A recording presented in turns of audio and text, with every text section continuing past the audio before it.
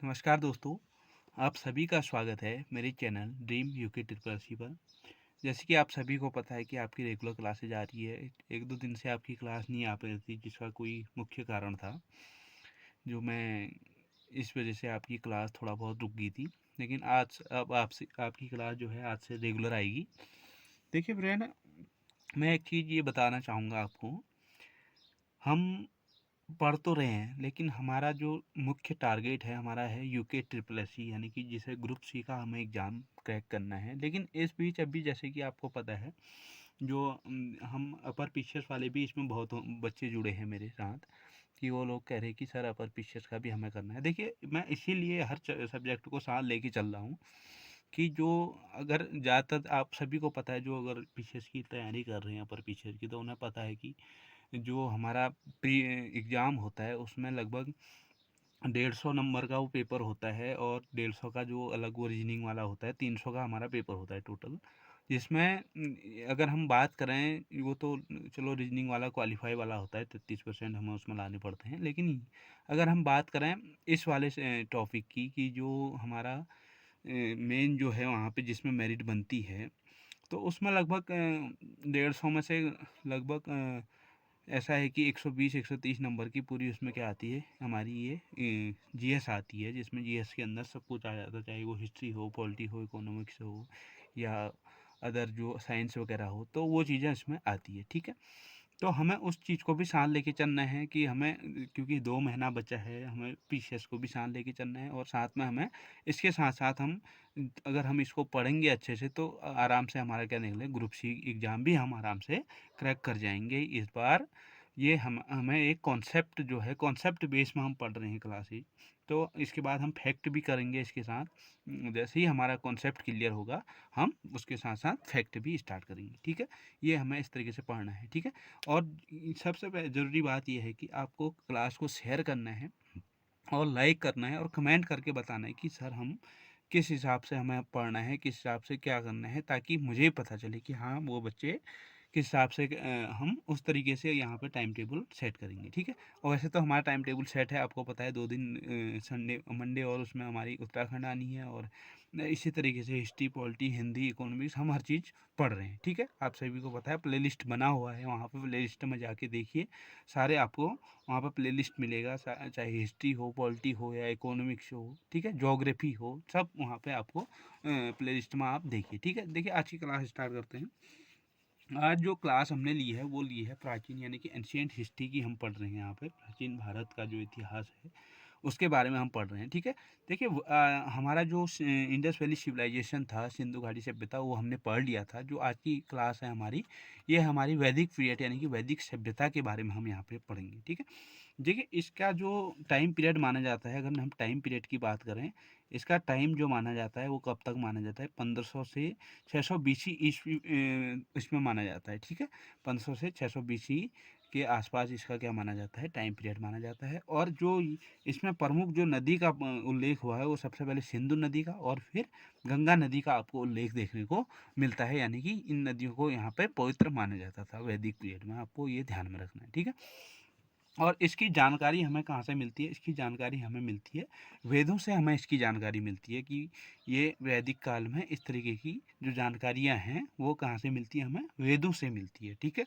कि जो 4 वेद हमने पढ़े हैं पिछली क्लास में, ठीक है, उन वेदों से ही हमें इसको क्या मिलती है, जानकारी मिलती है, किसकी, वैदिक सभ्यता की। ठीक है, तो आपको पेपर में कन्फ्यूजन नहीं होना चाहिए। ठीक है, अगर हम बात करें इसकी भाषा जो है इसमें, अब देखिए वैदिक पीरियड है, तो वैदिक पीरियड में ऑफकोर्स जो है संस्कृत भाषा का प्रयोग हुआ होगा। ठीक है, तो इसलिए इसकी जो भाषा है वो संस्कृत भाषा कही गई है। ठीक है, यानी कि लिखी गई है। ठीक है, अगर इसका विकास जो माने, विकास जो है किसके द्वारा किया गया, अब पेपर में आपसे पूछ लिया कि जो वैदिक पीरियड है उसका विकास किसके द्वारा किया गया, तो आप बोलोगे, जो यहाँ पे देखिए हम सभी जानते हैं कि जो आर्य लोग आए थे मध्य एशिया से, यानी कि मिडिल एशिया से जो लोग आए हैं, सेंट्रल एशिया से, जो उन्हें आर्य कहा गया, और वो आर्यों ने ही यहाँ पे क्या करा, वैदिक सभ्यता की नींव रखी। वैदिक सभ्यता का विकास किसके द्वारा किया गया, तो आप बोलोगे आर्यों के द्वारा, जो कहाँ से आए थे, मध्य एशिया से हमारे यहाँ पे आए थे। ठीक है, तो आपको ये ध्यान रखना है। अगर हम सभ्यता की बात करें, देखिए ये एक ग्रामीण सभ्यता थी। ये यहाँ पे आपको मैक्स मुलर नामक एक वो थे जो इतिहासकार, उन्होंने यहाँ पे क्या बताया कि जो मैक्स मुलर नाम है, उन्होंने ये बताया कि ये कैसी सभ्यता थी, एक ग्रामीण सभ्यता थी। ठीक है, तो आपको ये भी एक ध्यान में रख।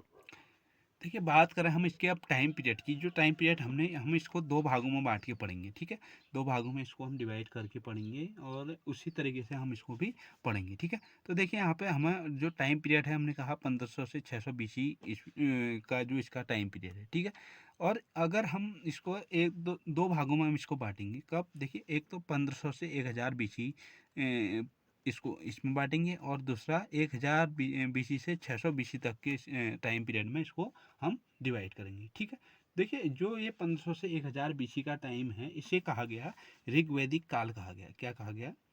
ऋग्वैदिक काल कहा गया। और जो यहाँ ये आपको देखने को मिल रहा है 1000 से 600 बीसी, इसको कहा गया उत्तर वैदिक काल के नाम से इसे जाना जाता है। किसके नाम है? उत्तर वैदिक काल के नाम से इसे जाना जाता है। ठीक है, ये आपको ध्यान में रखना है। ठीक है ना, बात आपकी समझ में आ रही है? क्योंकि जो हम इसके दो भागों में बांटा गया है, जिसमें कि क्या है, 1500 से 1000 बीसी के टाइम पीरियड को क्या कहा गया? ऋग्वैदिक काल कहा गया। और 1000 बीसी से फिर जो दूसरा है 600 बीसी तक के टाइम पीरियड को क्या कहा गया है? उत्तर वैदिक काल कहा गया है। ठीक है, ये आपको ध्यान में रखना है। देखिए, इस जो उत्तर वैदिक काल में यहाँ पे जो है सिंधु घाटी की सिंधु जो नदी थी यहाँ पे, वो सिंधु नदी की बात कही गई है, यानी कि सिंधु नदी के किनारे ये बसा हुआ था। और जो यहाँ पे धीरे धीरे यहाँ पे क्या होने लग गया, जैसे उत्तर वैदिक काल है, यहाँ पे गंगा नदी का जो है यहाँ पे इन्होंने पवित्र माना जाता है, उल्लेख मिलता है। ठीक है, तो आप लोग यहाँ पे कंफ्यूज नहीं होना है। यहाँ पे सिंधु और गंगा दोनों है, अगर लेकिन बात आती है उत्तर वैदिक काल में, तो आप बोलोगे यहाँ पे गंगा नदी का ज़्यादा जो था स्कोप था। और अगर यहाँ ऋग्वैदिक काल की बात आती है, तो आप बोलोगे सिंधु नदी का यहाँ पे ज़्यादातर स्कोप था। ठीक है, आप तो ये आपको आई होप कि क्लियर हो गया होगा इतनी बात। ठीक है, देखिए अब जो है इसका अगला, देखिए अब हम इसमें सबसे पहले पढ़ेंगे ऋग्वैदिक काल जो है हमारा क्या था, ऋग्वैदिक काल के बारे में पढ़ेंगे। देखिए, ऋग्वैदिक काल जो था, वो टाइम पीरियड तो हमने पढ़ लिया कि इसका टाइम पीरियड क्या था, 1500 से 1000 बीसी जो था इसका ऋग्वैदिक काल माना जाता है, बीसी तक के। ठीक है, तो आप देखिए यहाँ पे जो इसकी यहाँ पे अगर ऋग्वैदिक काल हम इंडिविजुअली पढ़ रहे हैं, तो इसमें सबसे पहले इसकी जो राजनीतिक और वह प्रशासनिक इकाइयाँ हम पढ़ेंगे। राजनीतिक और प्रशासनिक इकाइयाँ जो थी इसकी, वो क्या थी? देखिए, सबसे पहले हम इसकी अगर प्रशासनिक इकाइयों की बात करें, यहाँ पे जो इसका वो था, माना जाता है कि जो कुल, सबसे पहले यहाँ पे क्या होता था, कुल होते थे। कुल, जो कुल का जो कुल मुखिया होता था, उसे क्या कहा जाता था? कुलपति कहा जाता था। फिर उसके बाद जो आता था यहाँ पे ग्राम आता था। ग्राम यानी कि जो गांव होता है, उसका जो मुखिया होता था, उसे क्या कहा जाता था? ग्रामीणी कहा जाता था। ठीक है, अगर हम फिर उसके बाद आता था विष आता था यहाँ पे, जो इसका एक क्रम है, क्रम से हम उसको पढ़ रहे हैं। प्रशासनिक जो इसका इकाई था, यहाँ पे इस तरीके से पहले सबसे पहले प्रशासन में कुल होता था, कुल के बाद ग्राम होता था, ग्राम के बाद विष होता था, विष के बाद जन होता था, जन के बाद फिर जाके आता था लास्ट में राष्ट्र की बात होती है, राष्ट्र। ठीक है, ठीक है, जो इसका कुल का जो कुलपति होता था, वो क्या होता था, वो उसे क्या कहते थे? मुखिया। जो हम आज कहते हैं ना कि इसका मुखिया वो है, तो कुल का जो मुखिया होता था, उसे बोलते थे कुलपति। और ग्राम का ग्रामीणी कहा जाता था, विष का विषपति कहा जाता था, जन के मुखिया को क्या राजन कहा जाता था, और राष्ट्र के मुखिया क्या कहलाता है? राजा कहलाता है अंत में। ठीक है, इस तरीके से इसका प्रशासन जो चलता था, पहले कुल, फिर ग्राम, फिर विष, फिर जन, फिर राष्ट्र। तो आपको पेपर में पूछ लेता है कभी, अगर इस तरीके से आपको एक सीरीज दे देगा, बीच में जैसे यहाँ पे कुल के बाद विष डाल देगा, तो आपको बोलेगा इसको सेट करना है। जैसे लोअर पीसीएस में इसमें पूछता था पहले, तो अभी भी आपको जैसे पीसीएस का एग्जाम है, इसमें पूछ सकता है, तो आपको वो इसका क्रम बताइए कहेगा, तो आपको क्रम वाइज ये ध्यान में रखना है। ठीक है, और जैसे कुल का कुलपति है, ये भी ध्यान में रखना है, और ग्रामीणी है, विषपति है, जन का राजन है, राष्ट्र का राजा है, ये भी आपको क्या करना है? मुखियाओं के नाम भी इनके यहाँ ध्यान में रखने हैं। ठीक है, यहाँ तक क्लियर है? प्रशासनिक इकाइयाँ इसकी क्लियर होगी। ठीक है, अब देखिए यहाँ, देखिए, यहाँ पे हम इसका जो प्रशासन अगर हम पढ़ रहे हैं, तो यहाँ पे कुछ न कुछ तो अब जैसे आज के टाइम में है अधिकारी लोग होते हैं, वैसे ही वहाँ पे भी अधिकारी होते होंगे। ये तो होता ही है सब में, क्योंकि कोई भी काल हो वहाँ पे उस शासन को, उस प्रशासन को चलाने के लिए वहाँ पे क्या चाहिए, एक अधिकारी की ज़रूरत पड़ती है। यानी कि जो एक उनको जो सैनिक वगैरह है, चाहे वो धार्मिक हो, गुप्तचर हो, तो हम उसके बारे में पढ़ेंगे कि वहाँ पे कौन-कौन से अधिकारी वहाँ पे हुआ करते थे। देखिए यहाँ पे अगर हम बात करें धार्मिक अधिकारी की, धार्मिक अधिकारी जो होता था उन्हें कहा जाता था पुरोहित के नाम से उन्हें जाना जाता था, ठीक है। और उसमें जो है ऋग्वैदिक काल में अगर हम जो वशिष्ठ हुआ करते थे वो रूढ़िवादी थे। यहाँ पे रूढ़िवादी जो पुरोहित थे उन्हें ये वशिष्ठ रूढ़िवादी थे, और विश्वामित्र जो थे वहाँ पे उदारवादी थे, ठीक है। दो दो तरीके के यहाँ पे अगर हम बात करें पुरोहित हुआ करते हैं। एक तो होते हैं रूढ़िवादी, एक होते हैं उदारवादी। और विश्वामित्र वही विश्वामित्र है जिसको आपने ऋग्वेद के तीसरे मंडल में इनका आपको उल्लेख मिलेगा, जिन्होंने क्या किया था, आपका गायत्री मंत्र इन्हीं के द्वारा उजागर किया गया था। और इन्हें गायत्री मंत्र का क्या माना जाता है, पिता माना जाता है, ठीक है। तो आपको ये ध्यान में रखना है। पुरोहित जो होते थे वो धार्मिक अधिकारी होते थे, और ऋषि वशिष्ठ जो थे वो रूढ़िवादी थे, और विश्वामित्र कैसे थे, उदारवादी थे, ठीक है। तो आपको ये बातें ध्यान में रखनी है, ठीक है। अगर हम बात करें गुप्तचर की, जो गुप्तचर हुआ करते थे, गुप्तचर आप जानते ही हैं, वहाँ पे जो उनकी जानकारियाँ गुप्त तरीके से वहाँ पे देखते हैं, उन्हें क्या कहा जाता था, स्पष्ट नाम से उन्हें जाना जाता था। किस नाम से जाना जाता था, स्पष्ट शब्द का यहाँ पे प्रयोग हुआ है गुप्तचर के लिए, ठीक है। और जो दुर्गपति, यानी कि दुर्गपति वो होते थे जो यहाँ पे किले वगैरह होते थे, उनके उनकी देखभाल वगैरह करते थे वो लोग। तो उन्हें दुर्गपति जो होते थे उन्हें क्या कहा जाता था, पुरप नाम से उन्हें जाना जाता था। उस जो गुप्तचर होते, दुर्गपति का जो अधिकारी होता था उसे क्या कहा जाता था, पुरप नाम से उसे जाना जाता था, ठीक है। ये आपको ध्यान में रखना। अब देखिए यहाँ पे चारागाह की बात की, चारागाह क्यों बात कही गई है, देखिए यहाँ पे जो वैदिक पीरियड है ना, वैदिक पीरियड में सबसे ज़्यादा यहाँ पे क्या होते थे, पशुपालन का बहुत बड़ा रोल है इस काल में, वैदिक काल में।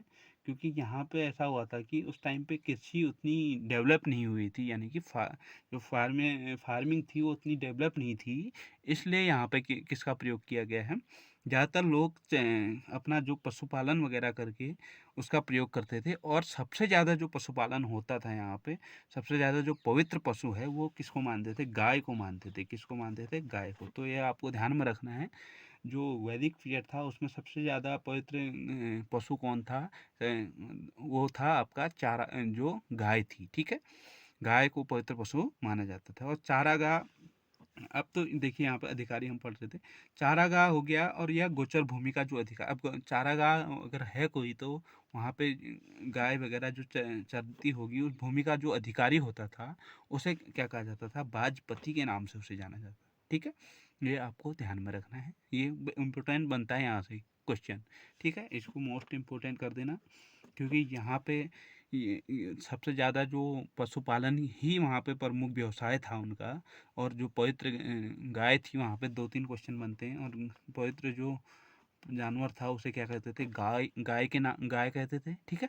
गाय को ही वहाँ पे क्या माना जाता था, पवित्र माना जाता था। ये आपको ध्यान में रखना है। और जो चारागाह और गौचर भूमि का अधिकारी था उसे क्या कहते थे, बाजपति कहते थे, ठीक है। आपको ध्यान में रखना है, बिल्कुल इंपॉर्टेंट बनता है यहाँ से क्वेश्चन। और जो पुलिस वगैरह जो अपराधी पकड़ने के लिए प्रयोग होता था उसे क्या कहते थे, उसके अधिकारी को उग्र नाम से उसे जाना जाता था, ठीक है। अब जैसे सूत, रत्कार, कम्बानी, जो सूत होते थे या रत्कार होते थे, उनके या कम्बानी जो यहाँ पे जो आजकल मोची वगैरह इस तरीके से उनके दर्जी वगैरह हैं, उन्हें क्या किस नाम से जाना था, रत्नी के नाम से उन्हें जाता था। रत्नी जो है, ये टोटल कितनी इनकी संख्या कितनी होती थी, 12 संख्याएं इनकी होती थी, इनके अधिकारियों की, ठीक है। यहाँ पे जो भी रत्कार, सूतकार हैं, कम्बानी वगैरह होते थे, उन्हें रत्नी के नाम से जाना जाता था। और इनकी संख्या कितनी होती थी, 12 होती है। यहाँ पे इंपॉर्टेंट क्वेश्चन है तो आपको सूत रत्नियों की संख्या आपसे पूछ लेता है पेपर में, तो आप बोलोगे यहाँ पे 12 संख्याएं होती थी वैदिक पीरियड में। जो रत्नी होते थे वो कितने होते थे, 12 होते थे, ठीक है। आपको ये ध्यान में रखना है, बिल्कुल क्लियर करके। देखिए बात आती है अब यहाँ पे जो संस्था हुई करती है। अब संस्था तो यार कोई भी पीरियड है, कोई भी समय है, तो वहाँ पे कुछ ना कुछ एक संस्था होती होगी। देखिए इस संस्था में जो राजा हुआ करता था यहाँ पे, दो समिति या दो उसमें संस्था बनी हुई थी। एक होती थी सभा और एक होती थी समिति, ठीक है। जो ये सभा और समिति किसी राजा प्रजापति की बेटियों मानी जाती है, जो मैंने आपको पिछली क्लास में बताया था, ठीक है। देखिए ये सभा और समिति का यहाँ पे एक बहुत बड़ा रोल था। देखिए जो ये सभा है, ये सभा जो होती थी वो राजा को, जो श्रेष्ठ लोग थे जो यहाँ पे राजा के राज्य में जो राज करते थे, वो क्या करते थे, सलाह वगैरह देते थे कि हाँ भाई ऐसा करना है राजा को, या इस तरीके से राज्य करना है, या इस तरीके से हमें अपना राज्य का विस्तार करना है। तो वो लोग क्या करते थे, राजा को एक सलाह देते थे, तो उसे क्या कहा जाता था, सभा कहा जाता था। और समिति जो थी यहाँ पे, समिति एक सामान्य सभा हुआ करती थी, सामान्य लोगों की सभा, संस्था या जिसे हम बोलते हैं, एक समिति बैठाई सामान्य लोग, और वहाँ पे उन्होंने अपने जैसे गांव के ग्रामवासी हो गए, या वहाँ पे उस टाइम पे तो कुल वगैरह होते थे, तो वहाँ पे बैठे उन्होंने अपने सभा वगैरह करी, सामान्य लोग वहाँ पे हुआ करते थे। लेकिन ये सभा में क्या होता था, जैसे हम कहते हैं ना राजा की सभा लग गई वहाँ पे, तो राजा की वहाँ पे सभा लगती थी, और सब लोग वहाँ पे जो भी विद्वान लोग होते थे वो राजा को क्या करते थे, सलाह देते थे, ठीक है। जो अब देखिए समिति के लिए यहाँ पे एक इम्पोर्टेंट क्वेश्चन बनता है यहाँ से, समिति के लिए यहाँ पे जो ईशान शब्द का प्रयोग हुआ है, किस शब्द का प्रयोग हुआ है, ईशान शब्द का प्रयोग हुआ है, ये आपको ध्यान में रखना है। समिति के लिए किस शब्द का प्रयोग हुआ है, तो आपको बोलोगे ईशान शब्द का प्रयोग हुआ है, ठीक है। ये आपको बिल्कुल ध्यान में रखना है, ये क्वेश्चन इंपॉर्टेंट बनता है यहाँ से, ठीक है। अब देखिए यहाँ पे अगर हम बात करें युद्ध की, अब यार प्रशासन है तो वहाँ पे युद्ध भी जरूर होते ही होंगे, क्योंकि अब कोई भी प्रशासन शासन है तो वहाँ पे युद्ध वगैरह होने निश्चित है, क्योंकि आपस में आप लोगों को पता ही है, हमारे प्राचीन समय से ही हमारे भारत देश में काफ़ी युद्ध वगैरह हुआ करते थे। तो इसमें जो युद्ध हुए थे, युद्ध के लिए जो है यहाँ पे गविष्ठ शब्द का प्रयोग किया है। यहाँ से देखिए इंपॉर्टेंट क्वेश्चन बनता है, बिल्कुल मोस्ट इंपॉर्टेंट क्वेश्चन, लिख नोट कर लीजिए। जो युद्ध के लिए बनता है वो युद्ध के लिए किस शब्द का प्रयोग हुआ है, ऋग्वैदिक काल में आपसे क्वेश्चन पूछता है तो आप बोलोगे युद्ध के लिए ऋग्वैदिक काल में किस शब्द का प्रयोग हुआ है, गविष्ठी शब्द का प्रयोग हुआ है, ठीक है। ये आपको बिल्कुल नोट करना है, ठीक है। देखिए यहाँ पे अब युद्ध तो होते थे, ठीक है, गविष्ठी शब्द का प्रयोग हो गया, लेकिन वो युद्ध होते किस लिए थे, वो युद्ध होते थे गाय के लिए, युद्ध हुआ करते थे, गाय के लिए युद्ध। कि अब आप बोलोगे सर यार आप तो गाय के लिए युद्ध क्यों, गाय के लिए लोग क्यों युद्ध करेंगे। देखिए गाय के लिए युद्ध होने का मैं आपको एक छोटी सी बात समझाता हूँ। देखिए यहाँ पे मान लीजिए ये हमारा सेंट्रल एशिया है, ठीक है, यानी कि सेंट्रल एशिया यानी कि मध्य एशिया। आपको पता है कि यहाँ से लोग क्या, हमारे जो यहाँ पे आर्यों का निवास था, यहाँ से क्या करते हैं वो लोग, क्या करते हैं भारत में यहाँ पे आते हैं, क्या आते हैं भारत में यहाँ पे आते हैं, ठीक है। यहाँ पे क्या आते हैं, भारत में वो लोग क्या करने आते हैं, निवास करने आते हैं, और आर्य समाज की यहाँ पे यानी कि वैदिक पीरियड की वो लोग क्या करते हैं, स्थापना करते हैं। देखिए सेंट्रल एशिया में क्या होता था पहले, वहाँ पे यहाँ पे पशुपालन का बहुत बड़ा रोल था। पशुपालन वहाँ पे उतना, कृषि उतना डेवलप नहीं था, मैंने अभी अभी बताया आपको, वहाँ पे पशुपालन बहुत ज़्यादा होता था। तो लोगों ने यहाँ पे, वो लोग यहाँ आए, तो यहाँ आके उन्होंने क्या करा, पशुपालन करना स्टार्ट कर दिया। वो अलग अलग कुल उसमें आए, ये नहीं कि भाई एक ही, अब सब लोग तो एक साथ नहीं आएंगे, वो अलग अलग उसमें आए वहाँ। अब जैसे यहाँ पे भारत में माना एक टोली ये आ गई, ठीक है, एक टोली ये आ गई तो उन्होंने यहाँ अपना निवास स्थान बना दिया, ठीक है। एक टोली ये आई तो इन्होंने यहाँ क्या कर दिया, अपना एक निवास स्थान बना दिया। एक टोली यहाँ आई तो यहाँ उन्होंने अपना क्या कर दिया, निवास बना दिया। इस तरीके से अलग अलग टोलियों में वो लोग आए होंगे। अब ये तो नहीं कि यार सब लोग चलो भाई भारत वहाँ लड्डू बट रहा है, ये तो है नहीं, है ना।